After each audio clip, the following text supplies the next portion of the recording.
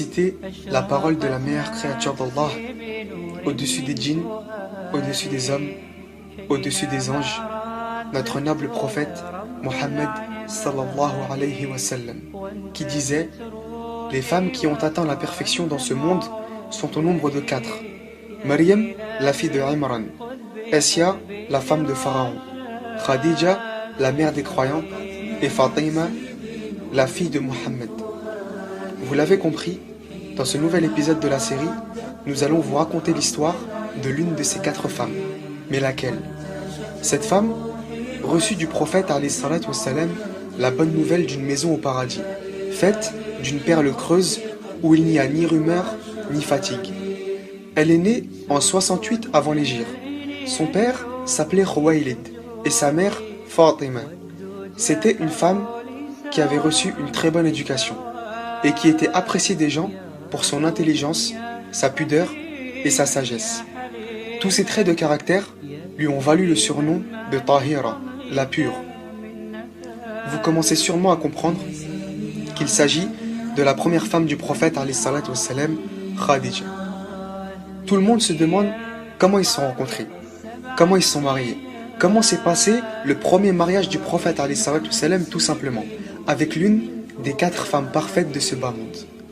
En fait, Khadija, elle avait entendu parler du prophète alayhi salatu wassalam parce qu'il était quand même connu à l'époque pour sa générosité et pour être digne de confiance.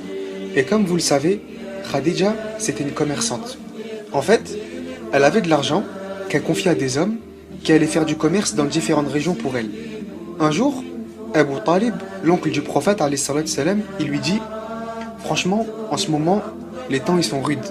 J'ai plus trop d'argent. En gros, c'est la haisse quoi.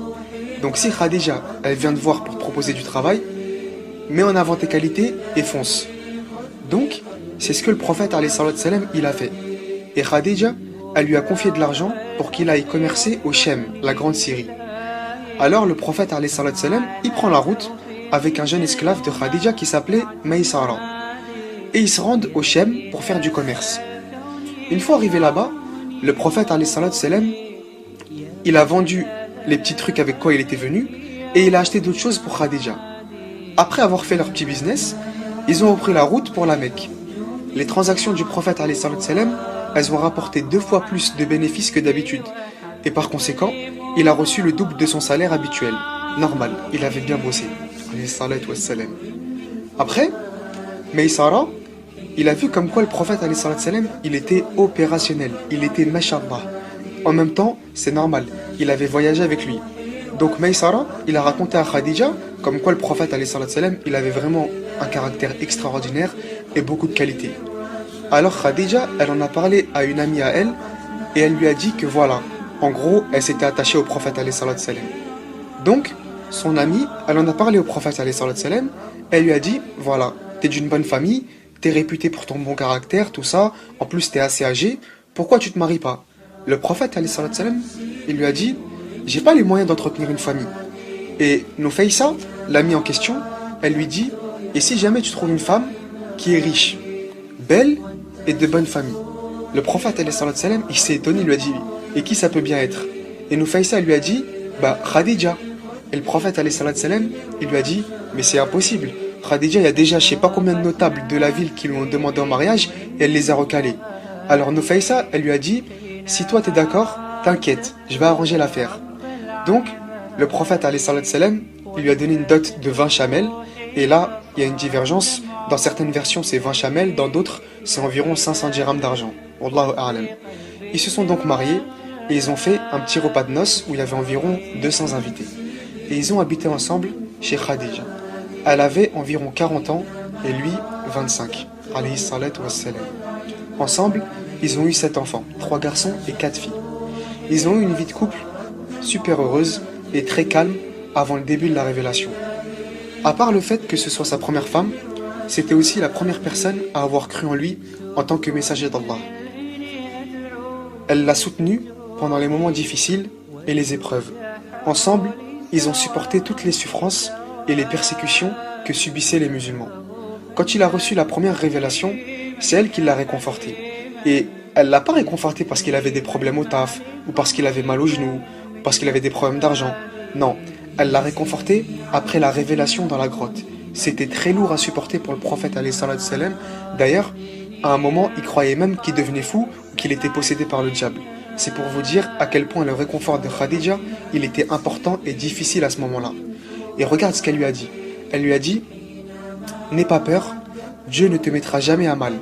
Dieu ne te fera que du bien car tu aides tes proches, tu soutiens ta famille, tu gagnes honnêtement ta vie, tu maintiens les autres dans la droiture, tu donnes asile aux orphelins, tu dis la vérité, tu ne t'appropries pas frauduleusement les dépôts, tu secours ceux qui n'ont rien, tu fais du bien aux pauvres et tu traites tout le monde avec courtoisie. Subhanallah. Et quand la révélation s'était arrêtée pendant un moment et que le prophète alayhi salatu wassalam, il se croyait abandonné par Allah, qui était là pour le consoler et lui redonner espoir? C'était Khadija encore. C'était une épouse magnifique, à tel point que le prophète alayhi salatu wassalam, il a jamais pris une deuxième femme en même temps que Khadija, et pourtant, à l'époque, la polygamie c'était une pratique super répandue et c'était normal. Et il n'y avait pas de conditions comme aujourd'hui. C'était une femme complète, et mieux que ça, c'était une femme parfaite. C'était la femme dont le prophète alayhi salatu wassalam disait: la meilleure des femmes au monde a été Maryam, la meilleure des femmes de ma communauté a été ma première épouse, Khadija. Voilà, ça résume tout.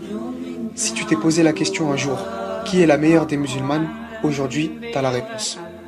Vers la fin de sa vie, elle est tombée malade à cause des souffrances, des persécutions et des privations. Et c'est le prophète alayhi salatu wassalam qui l'a soignée et il est resté à ses côtés jusqu'à son dernier souffle. Elle a rendu l'âme à l'âge de 65 ans. Le prophète alayhi salatu wassalam l'enterra lui-même. Et au même moment, son oncle Abu Talib mourut. Après la perte de sa femme, qu'il aimait tendrement, et de son oncle protecteur qu'il appréciait énormément, le prophète alayhi salatu wassalam se retrouvait désormais seul pour affronter les difficultés qui l'attendaient. هذا ما أعلم والله أعلى وأعلم سبحانك اللهم وبحمدك أشهد أن لا إله إلا أنت أستغفرك وأتوب إليك والسلام عليكم ورحمة الله وبركاته.